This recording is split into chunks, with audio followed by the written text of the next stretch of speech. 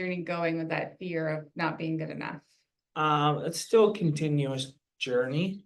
I believe the ego steps in and tries to keep us safe by saying, "Oh, you've done this in the past. It hasn't worked out, so why are you trying this again?" But I think you have to just lean into it and almost tell your ego to shut the fuck up and just do it anyways. Yeah, now what I like to do when that happens, and I also say like with clients that I work with too to do this, it comes through as a message to me all the time through the Akashics, it's collecting the evidence. So your ego kind of collects that evidence of like what didn't work out to try and keep you safe. But then the other side is collecting the evidence of like what did work out and like how if you if you did follow your intuition, if you did follow your desire, if you did power through it, how it worked out in the end and taking that evidence too. Yeah. I think it also helps if you get yourself in a more abundant state by using, when did something go well for yourself and what type of energy were you in? Or who you were around Yes. and what your environment was. Yeah, Eh, that's a good practice too. Yeah. yeah, your environment can definitely influence your thoughts, your feelings, and your actions by having somebody, take for instance, if you wanted to be a millionaire, well, you wouldn't be around homeless people or people that don't have any money. You would want to try and be in the environment of people that had mindful money habits, successful business people, or somebody of that nature, right? And the spiritual journeys like that too. There's sometimes we have fear because we don't want to leave the known. I could say for us, it's probably been leaving our family and friends to go do various things. There's always been a great fear in that. But on the other side, there's something even better. And fear is kind of just like an acronym. False evidence appearing real. Usually our minds can conceive the worst reality, but that not is not going to necessarily happen unless you dwell on it to the 18th degree. Mhm. You got any experiences that you like to share? Yes, I do want to go back to how like the environment and who you surround yourself with um helps with overcoming that fear. So we'll definitely circle back to that. But no, so my fear, I would say the biggest one for me would be, I don't know, I really haven't figured it out quite yet if it's fear of failure or fear of success. And then obviously the fear of unknown. I'm getting better with the fear of unknown because I just keep putting myself into the fire to see what comes out on the other side. I'm getting very good with pushing through that.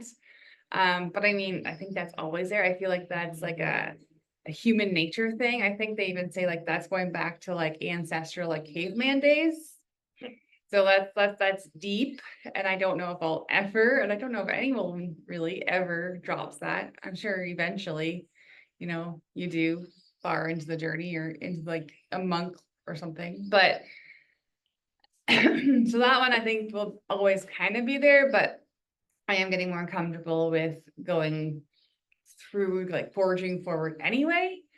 Um, But yeah, so because you asked me this actually the other day when we were driving somewhere, I don't know where we're going, but you asked like, do you have a fear of success? And I was like, I don't know. I don't know if it's fear of success or fear of failure.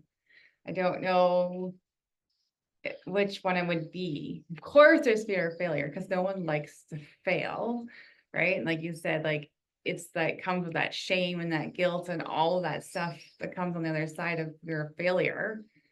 But then when I look into the fear of success, it is overwhelming to me, especially as a mom and a wife. Like you just have, and I'm sure it's the same for fathers and for male, but like it's hard to imagine to hold all of that, to hold the energy to be a mom of three, to hold the energy to be a wife, to hold the energy of cooking and cleaning and holding a household and a business plus all your clients and all the little details that go with it. So that, whenever I think about that, that's completely overwhelming and like, I don't think I could do that. So yeah, I really, that question the other day of what was it? I think that, yeah, that question really made me think. And I think that's what it is. It's the fear of feeling like I have to hold all that because that seems scary. It seems like a lot to hold on to. So Yeah, I would definitely say when you're creating a new identity, it definitely can be overwhelming because your subconscious kicks in and says, "Oh, what are you doing? This isn't known to me. I haven't done this before." But if it's something that you truly brings you joy and happiness, go out and do it. Get out of that rut. Try something different. I know through our experiences, it's not all a bed of roses, but we've been able to go out and try different things. And I've even gone back into past patterns that I've done before and realized that this is not what I want to create. Even though, like, say, I was able to support my family, it was great money. It's something when I showed up for work, it wasn't making me happy. I wasn't joyous inside. It's not to say that every moment is gonna be bliss, but I think if we start stepping into what feels good and feels right, kind of leads us back to our soul piece by piece. Sometimes we have to go through experiences to collect those fragmented pieces that we've lost along the way. yes, now that'd be another good one to talk about how we picked up some of those pieces in some pretty harsh lessons. But at the same time, picking up those pieces seems well worth it in the end, for sure. Yeah. But yeah, so let's talk about some practices that helped us overcome the fear. So I kind of talked about how, especially with the unknown, the fear of the unknown, which is very common for a lot of people, Huh. just powering through it and doing it anyway. Because that really is the ultimate, just powering through and doing it anyway. Do you have any other practice? I think you actually talked about it, was like surrounding yourself with that supportive environment that's going to help you overcome that fear, help you see kind of like, hey, they did it, Yeah. I can do it too. You definitely want people that are gonna build you up and not tear you down. Even though if you might have an idea and it's not a great one, you want people that are gonna take it and give you constructive criticism instead of saying, no, this, you shouldn't do this. And I believe we're all given paths to follow from spirit, God, or the creator. And other people won't get it because it wasn't given to them. It wasn't their journey to do and to have. So, yeah, it's just leaning into that fear, knowing who you want to be, and going for it. Another tool is just slowing down your breathing, allowing those thoughts just to pass without being attached to it. Because it's just a thought, right? And then start feeding your mind with positive reinforcement of who you want to be and what you want to do. Yeah, yeah, that's a good one. And yeah, so when those thoughts do come in, like shifting it, right? So Yeah. shifting that thought in its spot. So you're like, okay, and not totally ignoring it, letting it give it space so that you know that it's there.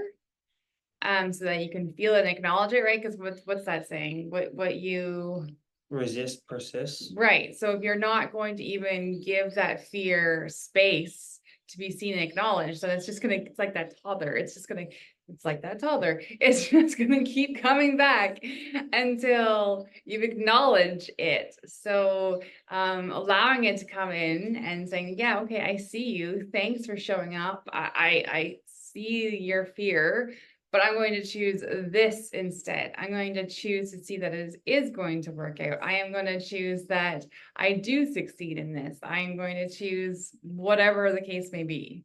Yeah. Yeah. And then, what was I gonna, there was also, oh, so again, going back to the environment piece, as a couple, what would you like for, I really like how lately we have not done this. We didn't do this our whole relationship, but lately we've been very vocal about speaking our fears instead of hiding behind them or overshadowing, or not overshadowing, but over pretending like they're not there so that the other person, I don't know, it feels like a mistrust there, right? Because you're not being authentic with your fears. And I know Yeah.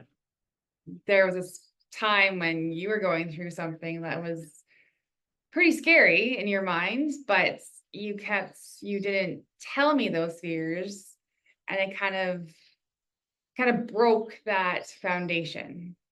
Yeah, I did. But lately, like, we've totally turned that around, and now that's not the case. Now, no matter what, we do speak what we're fearing in that moment, and the other person gives an ear to hear it. And then I like how we also turn that, like, we remind each other of these practices that we just talked about, because when you're in the shit, when you're in that fear, when it's heavy, you forget these practices. Like, you forget, and sometimes you just need that person around you to bring you back. Yeah, I would say, just to elaborate on what you're talking about, I think we each became rocks upon ourselves instead of a strong foundation of a couple together. We tried to carry our own burdens without letting the other person know what they are, and it doesn't really work that way. No, it really pushed us apart rather than, I know we were trying to protect each other, or in our minds, we were trying to protect each other from each other's fears, Yes. to not burden one another, but in the end, not speaking the truth of our fears, which is essentially who we are, actually drove like this bigger wedge between us and our relationship. Yeah. And I definitely think fear came into it for me too, on a level, was fear of letting this big situation out, that people would see it, that you would see it, or fear of, if I did tell her this, I would lose you, right? Mhm. Or what would happen. And when the situation came out, Paige was a great partner. She held a very open space for it. She didn't overreact. We were dealing with it, even though it was very challenging and it wasn't an easy journey. But I think that's where we kind of started the moment to reconnect. Mhm. Yeah, so I think what we're trying to say here is that we all have fears going forward. And we all need to figure out different paths and different ways that it's going to work for us to work through those fears so that we can keep going. But especially as a couple, to not hide those fears from your spouse, from your partner. Yeah. To speak your truth of your fears, and being safe, knowing that you're safe to do that in that container, and that person is going to receive what you're saying, they're going to hear what you're saying. And maybe you're in a situation or a relationship where you want to hear what they have to say, like maybe they have a practice or they can help you reframe it. But you know what? Sometimes you don't want a fix. Sometimes you don't want a reminder. Sometimes you just need to be in the shit for a little while. And that's okay too. So again, being very honest about that and be like, okay, I just want to speak my fears. I'm not ready to hear any quick fixes or no, there's no quick fixes, but any fixes right now, I just need to be heard. And so doing that as well, because then that also gives that fear less power. Yeah, if it's out in the knowing, it doesn't seem so big. Yeah, When somebody else hears it, it's not as big as what you think. it doesn't give it as much power. You loosen the grip a little bit on that fear, because it's now out of you and you're not like holding it tight within you. Yeah. Yeah. Another practice that we had, and I think this is kind of helps with communication, was from one of your coaches. You were given a practice of putting, so as a couple, you put your hand on each other's heart and gaze into each other's eyes for a minute straight without looking away, blinking, or any distractions. At first, this practice didn't seem natural to us, but I think the more we do it, it helps us to open up those lines of communication. And for me personally, it's kind of like a flow of energy, a form of transfer before we even talk. There's been times where we don't even talk afterwards, but it's just feels like a softening of energy. Like her energy can help mine, or mine can help hers if she's anxious or in the shit at the moment, which Yeah. has been a beautiful practice.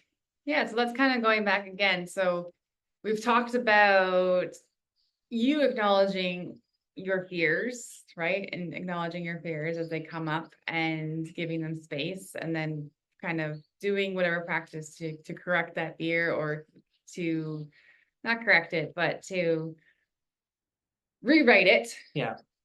We've talked about how having that open communication with your partner or whoever it is, your close friend, whoever you need to again speak about those fears, talk about those fears, because that will also help you walk on the other side of that fear, and it gives it less power.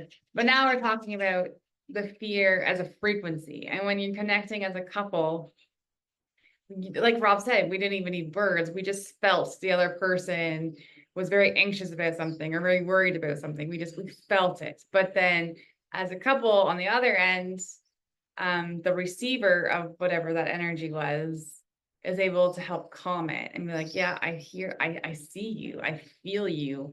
I know you're here, and I'm giving space for you to, I don't know, to calm, to walk through it, to be seen. I don't know what you would say about that. To help, I would almost say help balance that energy, kind of meet it in the middle. Yeah.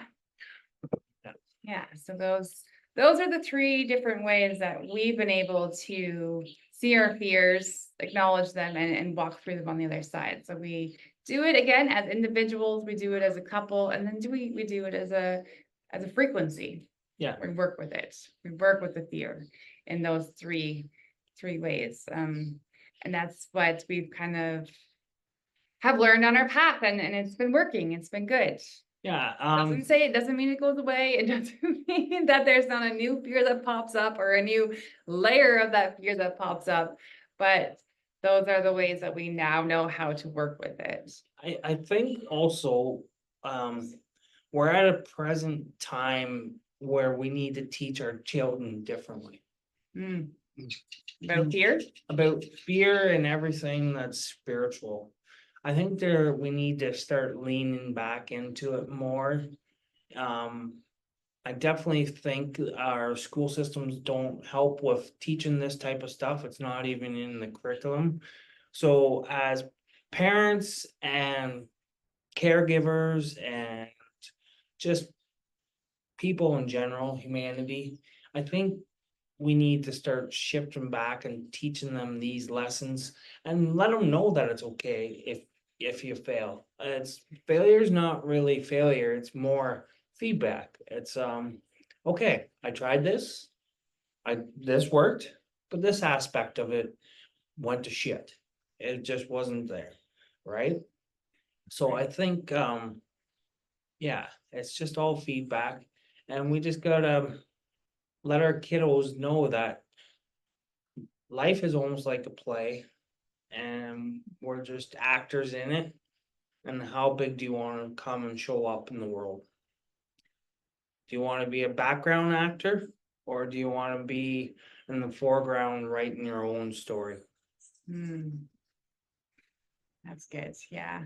Yeah, we have been doing that. We have been teaching our kids about when the fear comes up. What does it really mean? When it comes up. And is it a real fear? Because that's it, like we're talking about belief systems really that have been building our fear. But for I think for kids, their belief system isn't quite as mangled as ours as adults. So for kids, it really is like, is this a real fear? Or is this belief starting to creep in? Like, is this fear actually going, is this, am I afraid of this because it's actually going to hurt me physically? Or am I afraid of this because of some sort of story that I am starting to create for myself? So as parents with kiddos, this is like the perfect time to teach these things so that they have a lot less of that baggage going forward. Like it's like nipping it in the butt. Nipping in the butt or nipping in the bud? Yeah, Anyway. definitely. As kiddos, they pick up most of their pre-programmed beliefs before they're like 10, I think. 10. Mhm. Don't quote us for sure, but Well, their unconscious or their subconscious is fully formed like by 7. yeah. But then it still can happen to like age 10 as well. Yeah. So even as adults, like stepping into out of your belief system is going to be very tough because it's hardwired in you, it's rooted in there. But on the other side, there's something that's just magical if you're willing to show up, do the work, and just trust. Because the creator always will take care of you. Yeah. And I don't know, you follow Bashar. Yeah. Yeah. So I don't know if you guys have ever looked up or heard of Bashar, but he's like, I don't know, he's a channeler. Intuitive channeler, yeah. Yeah, so he's a channeler of this being, Bashar. This guy's got another name. I can't remember his actual name. But anyway, he channels, and one of the ones that I love that he keeps going back to is this like, um, it's not your business to know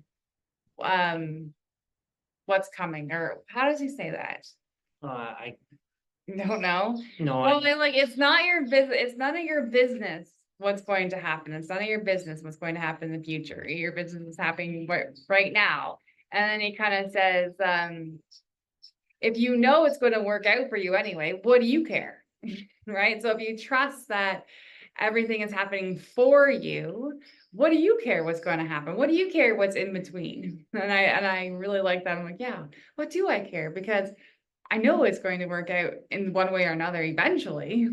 And again, I kind of, when he says that, I go back to like taking the evidence of how things have worked out so far. Maybe not in the way my ego had constructed it to be, but it worked out in like a totally different way that it's awesome. It's awesome. I think by us trying to hold our hands tight and grip stronghold, it prevents the universe from bringing us in ways that are even more beautiful than what we could conceive, right? If we allow the universe to co-create with us, I think you can get something even better than what you could have imagined. Mm. Right? Yes. Yeah. So just loosening that grip a little bit of the fear, keep going, and then it almost like allows that energy to flow through. It's like an attraction and like magnetizes you. And because again, fear is a lower vibrational frequency, right? So if you're in that fear state constantly and then that lower vibrational frequency, you're not going to be attracting the higher vibrational frequency things. You're not going to be attracting the love, the abundance, the joy, all the good things. The people that you're supposed to like would be really helpful on your path forward. I think Yeah. it's about being in the present moment too. Mm, Not being in the past, because you can't do anything about the past. The future's not here yet. So all you can do is take care of yourself in this present moment. And don't let it pass you, because that's all we have to live for right now. yes. Yes. And that's a hard one, and staying in the present with everything being so loud right now in the collective, it's very hard to be in the present. But we can talk about that. There should be another podcast that we can talk about how we do that, how we stay in the present moment again as a busy couple, as a busy parents, as busy entrepreneurs. We'll have to definitely talk about that as well. But yeah, anything else that you kind of want to share or talk about with the fear and moving forward and moving forward on the journey and attracting your desired life with fear? Don't let fear be the reason why you didn't do something. Because Regret.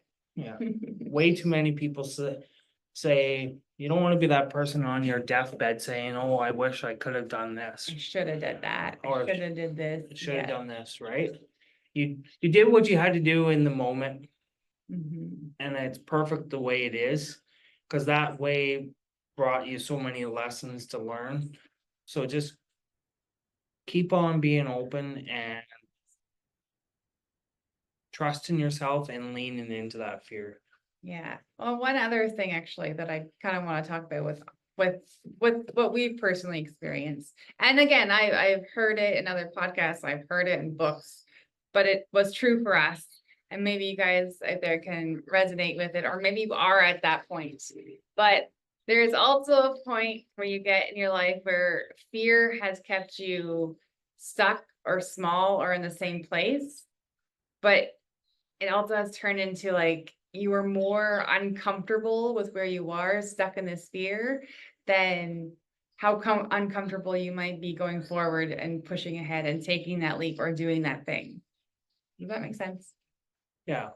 Yeah. And So before, well, a few times in these big leaps that we've taken, you kind of sit with it for a while, but then life just feels so uncomfortable in where you are that uncomfortableness is way worse than going forward in that fear. yeah, showing up and being stuck in the mud is not a feeling that anybody wants to keep on going through. Nobody wants to repeat Groundhog Day for 40 years or more, depending on the situation. So, yeah, and sometimes you just get to a point where, Enough's enough. yeah, And you just fuck the fear and you do it anyway. yeah, Yes. And so that's another strategy that, you might get to. And that actually is, I think that's a strategy that happens for a lot of people, where they wait and they wait and they wait and they wait until they have no choice. Their back's against the wall. yeah. Yeah. So if you can get ahead of that in any way that, what works for you, yeah, I guess my advice or our advice, I don't know if you agree with this, but get ahead of it and do it anyway before your back is against the wall. Yeah. Before that really uncomfortable feeling really stops you in your tracks and you wake up with that gnawing, uncomfortable, numb, like feeling, dull feeling every morning. Yeah. Another episode will have to be about how pain is the catalyst for change, Yes. and we'll elaborate more on what you're trying to say. Yeah, actually, that does very much connect. Yes. How you shouldn't always have to wait for pain in your life to change something. Or brought to your knees. Yes.